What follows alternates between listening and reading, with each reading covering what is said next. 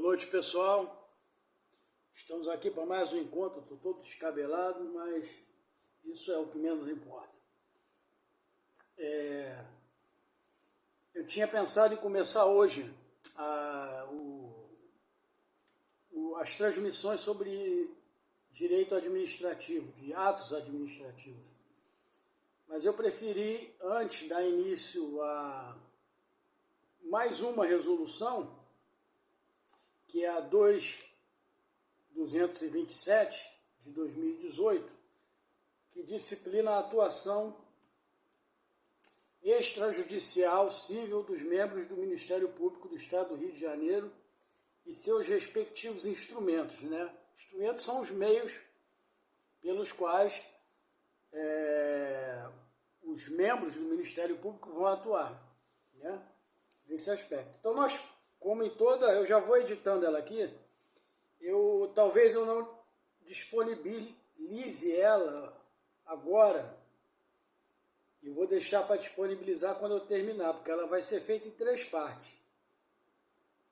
Ou, se alguém quiser e pedir aí, insistir, eu dou um pedaço depois do outro, mas eu acho que isso fica não fica muito legal não. É melhor vocês já pegarem ela pronta, vocês já ficam com o vídeo, vocês têm acesso a ela aí na internet, só preste atenção porque ela sofreu uma pequena alteração, muito pequena. O artigo 19, ao artigo 19 foi acrescentado um inciso, um parágrafo, melhor dizendo, parágrafo 5º, e esse parágrafo está separado. Se você buscar no Google, você vai ver lá uma alteração. Se você não prestar atenção e baixar direto, você vai ver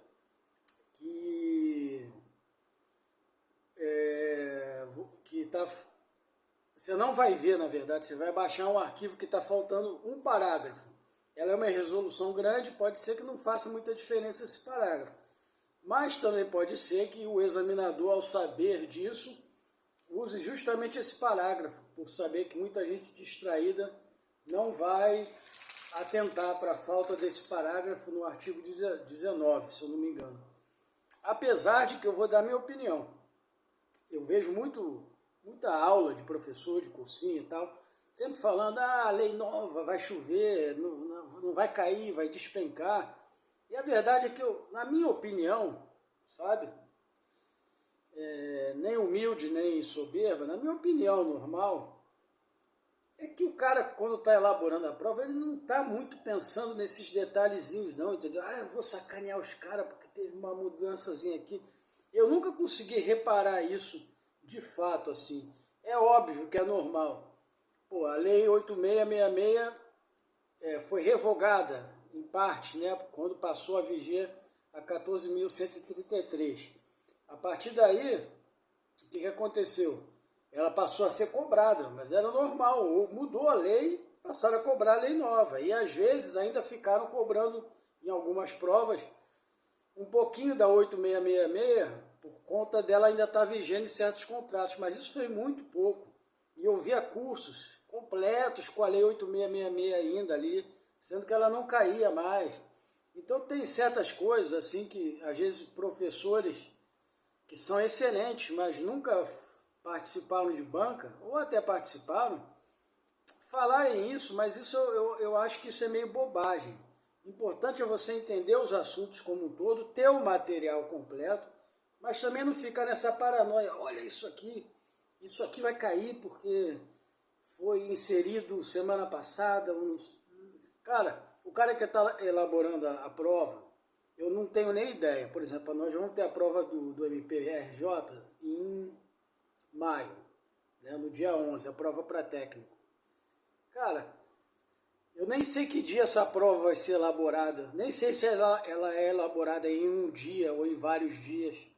Cara, eles têm tanta coisa para se preocupar, que é fazer uma prova organizada, com o mínimo de erros possível para evitar anulações, que isso sempre gera transtorno para a banca, reclamação, que, cara, certos detalhezinhos assim são bobagem. Bom, voltando à resolução, tá? Ela disciplina a atuação extrajudicial civil, tá? Dos membros do Ministério Público. Então, o que é isso? extrajudicial é a atuação do Ministério Público antes dele entrar em juízo, antes dele oferecer uma denúncia, por exemplo, né? Nos casos de ação privativa do Ministério Público, a ação privada pública, por exemplo, ele oferece uma denúncia. Em outros casos, que são casos de ações privadas, existe a queixa-crime. E aí, a partir da queixa-crime, o Ministério Público vai atuar como custos legis, vai fiscalizar Estado Democrático de Direito, aquelas coisas todas que a gente viu na lei.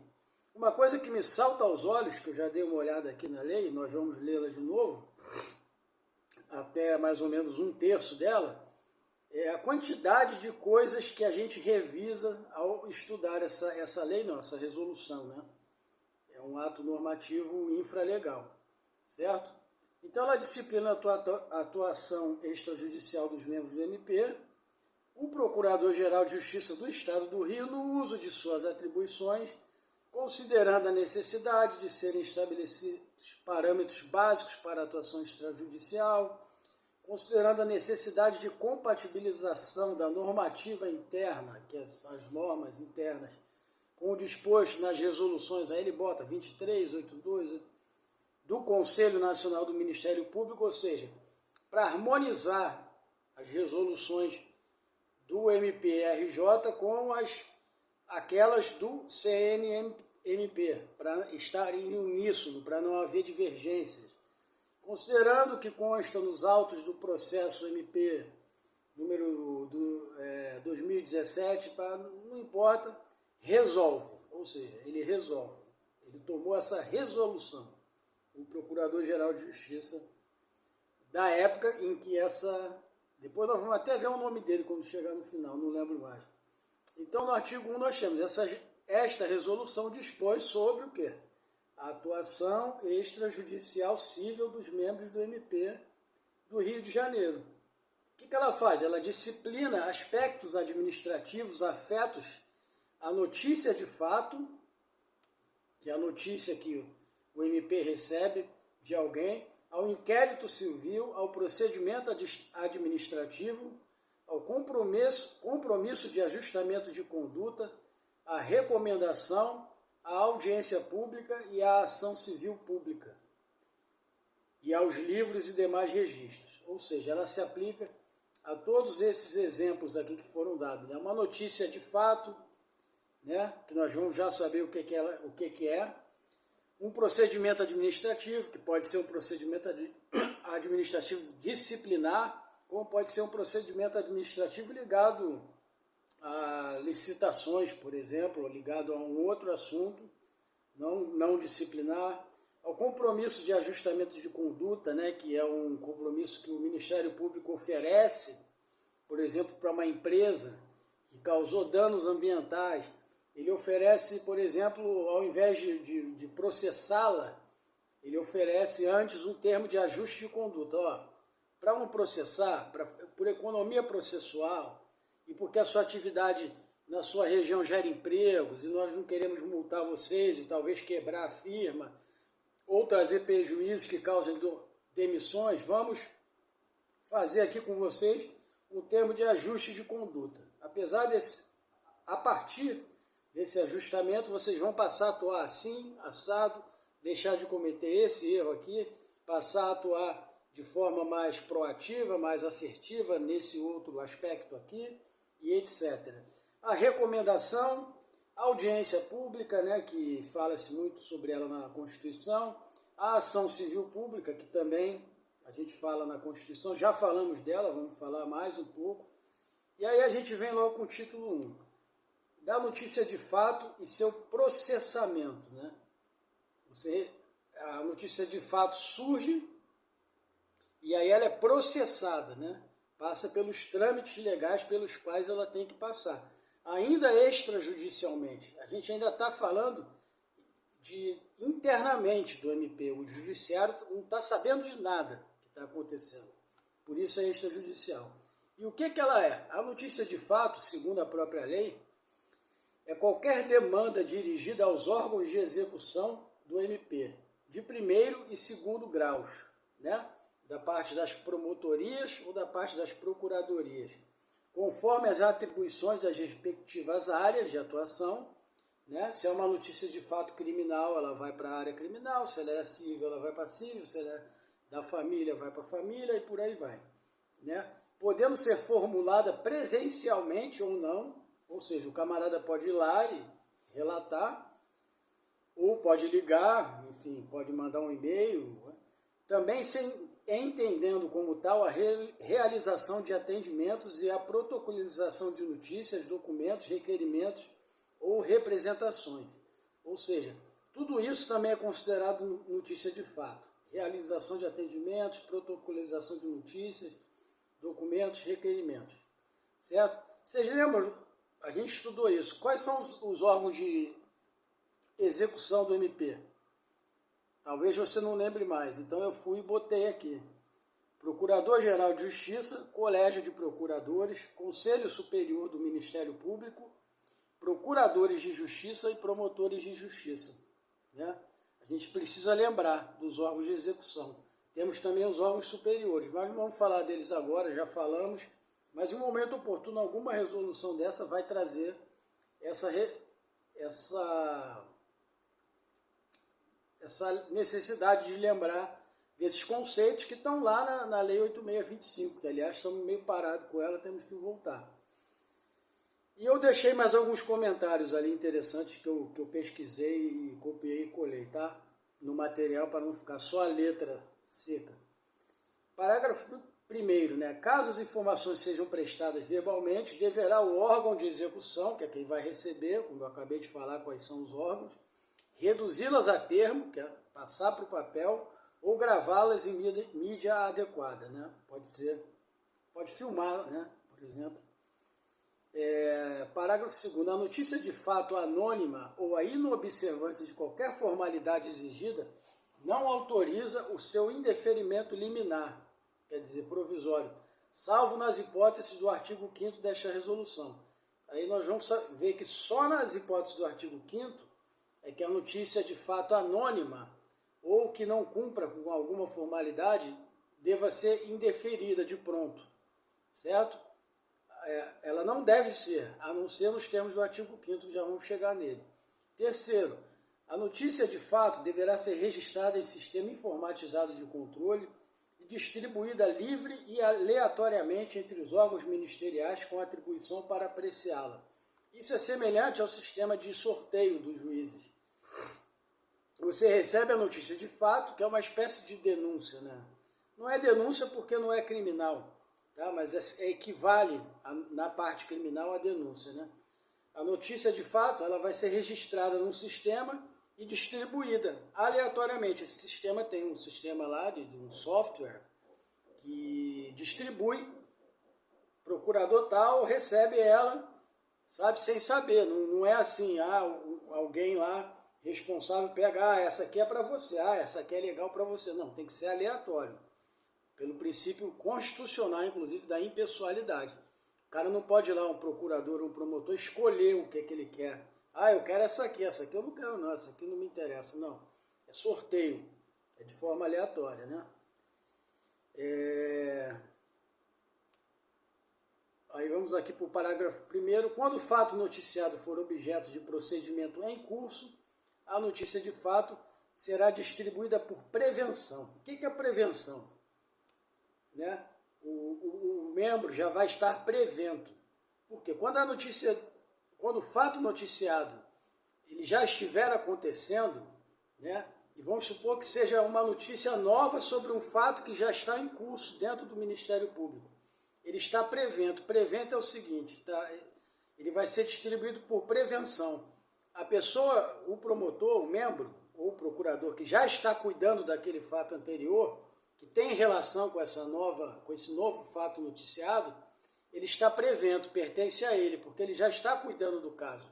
A isso se chama prevenção. Então ela vai ser distribuída por prevenção. Nesse caso, ela não vai ser distribuída de maneira aleatória. Ela vai para quem de direito, para quem já está cuidando da causa. Se eu estou cuidando de uma causa civil, de uma notícia de fato, né? E de repente surge um fato novo, né? E a pessoa que noticiou esse fato novo nem sabia que eu já estava lidando, eu, membro do MP, lidando com aquela notícia. ela vai lá e vai noticiar. Só que, como está tudo registrado, vai passar pelo crivo de alguém que vai perceber, não, esse fato aqui tem a ver com um procedimento tal, que já está em curso. Então ele está prevento para o promotor tal, para o procurador tal. Isso é prevenção. No parágrafo 2º, se aquele a quem for encaminhada a notícia de fato entender que a atribuição para apreciá-la é de outro órgão do Ministério Público, encaminhar-lhe-á o expediente. Ou seja, se eu recebo e eu falo, não, isso aqui não é atribuição minha, eu sou de outra área, aí eu encaminho para a área competente. Tão simples quanto isso. Parágrafo 3º, eventual conflito negativo ou positivo de atribuição entre órgãos do Ministério Público do Estado do Rio será suscitado de modo fundamentado nos próprios autos ou em petição dirigida ao PGJ, o Procurador-Geral de Justiça, que decidirá no prazo de 30 dias. Eu grifaria 30 dias, já grifei aqui. Ou seja, conflito negativo é quando o camarada não quer pegar aquele caso, aquela situação, né? Então, conflito negativo. Conflito positivo é quando dois, né, estão querendo pegar o mesmo caso. Não, é meu, o outro, não, essa atribuição é minha, o outro, não, é minha, né? E a negativa é o contrário. Não, não, é tua essa daí, o outro, não, minha não, é tua, é o contrário. Conflitos positivos e negativos de atribuição, né? Essa atribuição é minha. Então é um conflito positivo, eu estou brigando por ela. Essa atribuição não é minha, é do promotor ali, do doutor ali. Aí é negativo. E aí quem vai decidir, sabe, fundamentando nos próprios autos, vai ser o PGJ, que vai decidir no prazo de 30 dias, que aliás é um prazo longo, né, para o cara decidir um negócio que de repente nem é tão... Mas enfim... No artigo 4, a notícia de fato será apreciada no prazo de 30 dias a contar do seu recebimento, prorrogável uma vez, fundamentadamente, por mais 90 dias. Então, veja bem, não é por igual período, é por mais 90. É um negócio lento, né? Ela tem 30 dias para ser apreciada a contar do seu recebimento e pode ser prorrogada ainda por mais 90. Então, no total, poderiam ser 120, 4 meses, né? Bom, eu acho que isso vai contra o princípio da celeridade, mas quem sou eu na fila do pão, né? Para questionar resoluções do Ministério Público. Parágrafo único. O membro do Ministério Público poderá colher informações preliminares imprescindíveis para deliberar sobre a instauração de procedimento próprio, vedada a expedição de requisições, certo? Aqui, o próprio Ministério Público poderá colher informações para deliberar sobre a instauração de procedimento próprio, partindo dele, certo? Só que, nesse caso, é vedada a expedição de requisições. Ele não tem direito a fazer requisições, sabe? Não está muito claro para mim esse dispositivo e também não se preocupe. O que interessa, esse daí é mais a letra da lei. Quinto, a notícia de fato será indeferida quando? Lembra que a gente falou lá, exceto nos casos do artigo 5º? Agora a gente tem quando ela vai ser indeferida já de pronto, né, de forma liminar. Não de forma liminar, de forma definitiva. Quando o fato narrado não configurar lesão ou ameaça de lesão aos interesses ou direitos tutelados pelo Ministério Público, que são todos aqueles que nós estamos estudando na Lei 8625, né? As atribuições do Ministério Público, pelo que ele deve zelar. 2. Quando o fato narrado já tiver sido objeto de investigação ou mesmo de ação judicial, ou já se encontrar solucionado, ou seja, aquilo que não tem remédio, remediado está. Já foi tratado pelo judiciário, já transitou em julgado. Qual é o sentido, né? O bis in idem, mais no mesmo, né? 3. A lesão ao bem jurídico tutelado for manifestamente insignificante nos termos de jurisprudência consolidada ou orientação do Conselho Superior. Então vai ser a jurisprudência dos tribunais ou o Conselho Superior que vai definir o que é manifestamente insignificante, né? Sei lá, de repente o cara fala assim, a notícia lá de fato é o cara foi lá e escarrou numa obra de arte. escarrou na entrada do municipal, ele está causando uma lesão, um desrespeito ao patrimônio público, histórico, paisagístico, qualquer coisa, né, do país. E pode ser que o Conselho Superior provavelmente vai dizer, não, isso é insignificante, nós não vamos cuidar disso. Alguém vai lá e limpe a cagada que o cara fez lá, ou ele mesmo limpe. Ou ele seja processado de outra forma, né? Por outra razão qualquer, ligada a essa conduta dele aí, desrespeitosa para com o patrimônio público. Inciso 4, quando for desprovida de elementos de prova ou de informação mínimos para o início de uma apuração e o noticiante não atender à intimação para complementá-la, certo? Aí tem aqui o inciso 5º, eu não tinha pulado. Ou seja, quando não houver elementos de prova suficiente, quem receber o camarada lá no Ministério Público vai falar, olha só isso aqui não é suficiente para eu compor uma notícia de fato e dar início a um procedimento, eu preciso de mais elementos. Se o noticiante não, eu te dou 5 dias para voltar aqui, ou volta aqui amanhã para trazer fotos, trazer provas, evidências, elementos. Se o cara não atender a essa intimação para complementar, ela vai ser descartada também. E 5º, quando for incompreensível, né? Quando chega um maluco lá, né? Sei lá, pô, eu sou o rei da República Federativa das Bananas e eu me fui desrespeitado de acordo com a Constituição da minha República das Bananas. O cara é maluco, inventou, sabe? Maluco de hospício, sou Napoleão e cometeram crimes de guerra contra mim, enfim, qualquer coisa que não dê nem para entender, nem para começar, né? Parágrafo 1º. Se a notícia de fato narrar lesão ou ameaça à lesão de direito individual não tutelado pelo Ministério Público, que, acaso reiterada, puder confirmar dano de natureza coletiva, caberá ao membro do MP, antes de indeferi-la, aprofundar as investigações mediante consulta às bases de dados institucionais ou outras que entender cabíveis. Então, se a notícia de fato narrar um tipo de lesão ou ameaça de lesão a direito que não compete ao Ministério Público, ele, antes de deferi-la, deverá ainda aprofundar as investigações, analisar melhor, para ver se realmente é o caso dele indeferi-la.